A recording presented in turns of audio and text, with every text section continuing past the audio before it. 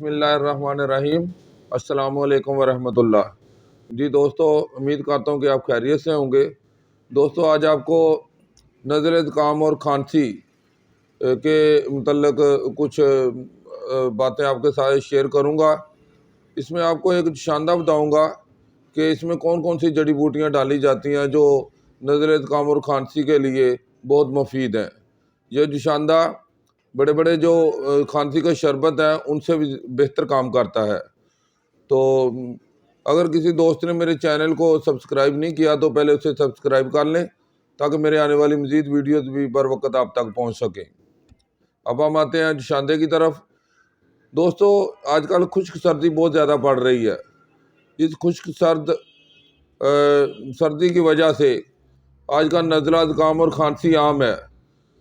دیکھا گیا کہ اس میں بڑے بڑے مہنگے شربت بھی کام نہیں کر رہے، تو اس کے لیے آپ کے ساتھ ایک نہایت مجرب نسخہ شیئر کر رہا ہوں، اسے نوٹ کر لیں۔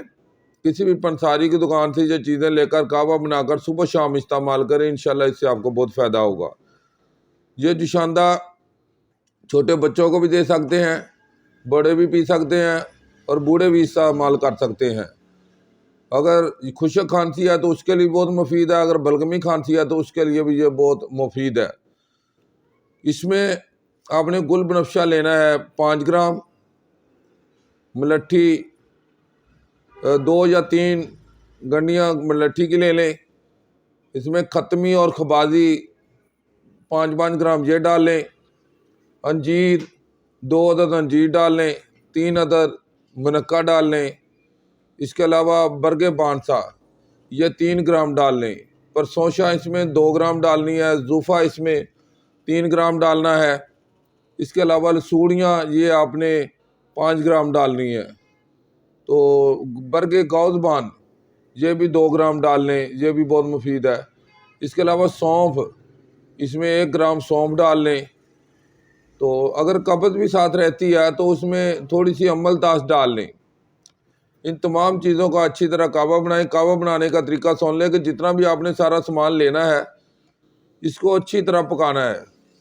پکانے کے بعد سارے سامان کو پانی کو ایک دفعہ ہی جشاندہ بنا کے رکھ لینا ہے۔ جب بھی آپ نے پینا ہے 1 کپ اس میں سے نکالنا ہے، تو اس کو آپ نے گرم کر کے اس میں چینی یا شہد یا گڑ ڈال کر استعمال کریں۔ شہد ڈال لیں، آج کل کے موسم میں تو بہت زیادہ مفید ہے۔ یہ صبح شام 1 کپ آپ نے استعمال کرنا ہے۔